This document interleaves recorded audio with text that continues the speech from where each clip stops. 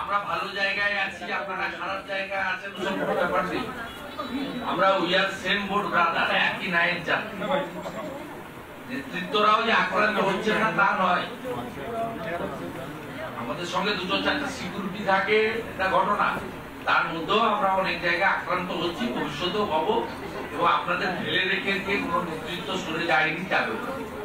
আপনি বসুন। তবে আমার একটা রিকোয়েস্ট, আপনারা যে দাদা আছে, যে জেলা সভাপতি আছে, যারা ক্ষতিগ্রস্ত হচ্ছে, কমসে কম তাদের বাড়ি থেকে একবার দেখা করার চেষ্টা করুন। আপনারা আমাদের যে জেলা থেকে পরিকল্পনা বানালেই আমি বিরোধী দলনেতা করব, কোনো সমস্যা নেই।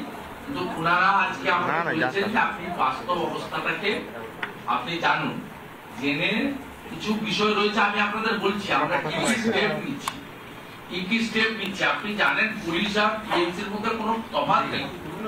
অন্য প্রদেশে ঘটলে পুলিশ মানুষকে বাঁচাতে এগিয়ে আসে, এখানে মূল দোষী অভিযুক্ত পুলিশ।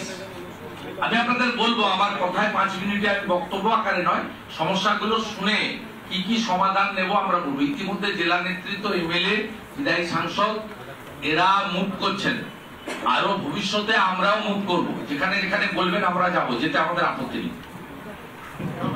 দক্ষিণ বিধানসভা, দক্ষিণ বিধানসভা চিন্তায় সব বললে হবে না। দক্ষিণ বিধানসভা ঠিক আছে। ভোটের পরবর্তী রেজাল্ট হওয়ার পর থেকে আমি বাড়ি যেতে পারছি না। আমার একটা নাবালক বাচ্চা আছে 5 বছরের, সেটাকে নিয়ে আমি বাইরে আসি। আমাকে অনবরত হুমকি দেওয়া হচ্ছে, আমাকে উঠায় নিয়ে যাবে এবং শ্লীলতাহানি করবে, এভাবে হুমকি দেওয়া হচ্ছে। বলছে মারবো না, উঠায় নিয়ে যাবো।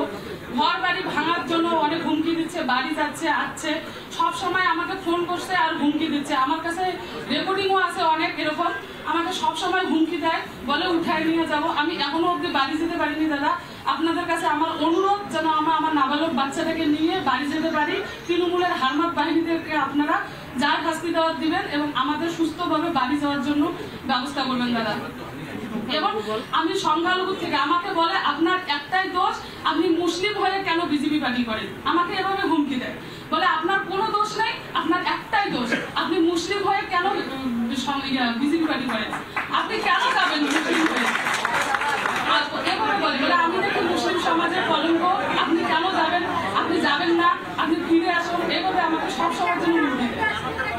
আমার দক্ষিণ বিধানসভা একজন বলবেন। দক্ষিণ বিধানসভা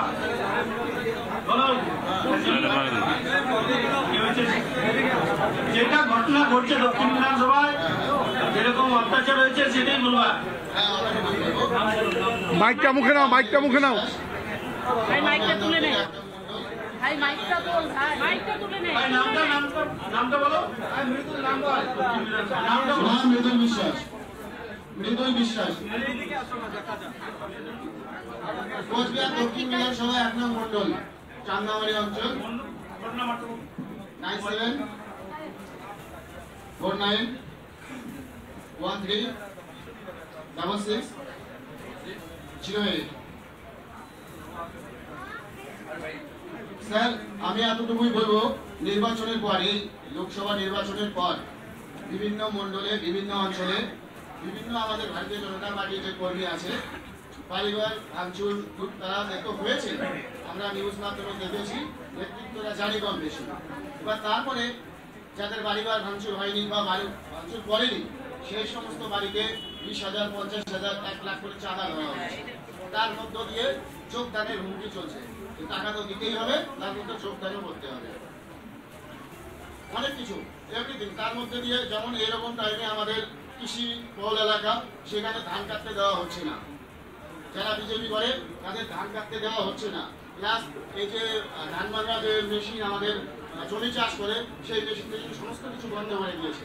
তো দিনের বেলা যখন প্রোগ্রামগুলো শেষ হয়ে গেল, আজকে বুধে বুধে আমার অঞ্চলের খবর আছে, চান্দামারি অঞ্চলের বিভিন্ন বুধে ভারবাদেরা তারা ওই বিজয় মিছিল যেটা বলে সেটা করছে। এর মধ্য দিয়ে রাত্রেবেলা হুমকি চলে, বা একটা কাউকে পেলে বলে ওকে সেখানেই বসিয়ে দেওয়া হয়, বা আগামী দিনে ওদের বক্তব্য একটাই, আগামী দিনে যে সমস্ত বিজেপি ক্যাডার লিডার ছিল ওরা তাই মনে করে যে বিজেপি সাধারণ মানুষের জন্য যে আমরা করার জন্য একটা প্রস্তুতি নিয়েছি, যে আগামী দিনে বিজেপি সরকার গঠন করবে, আমরা মানুষকে পরিষেবা দেবো, সেই সমস্ত লোকগুলোকে টার্গেট করে ওনারা যে আগামী 10 বছর ছেলে বাড়িতে পৌঁছতে দিবে না সেই চার্জ করে লোককে আটকাচ্ছে।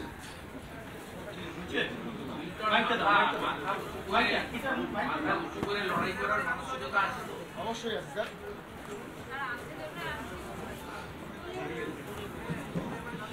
আপনাদের সকলের যন্ত্রণা 5-6 জন 6-7 জনের মুখ থেকে আমরা শুনেছি।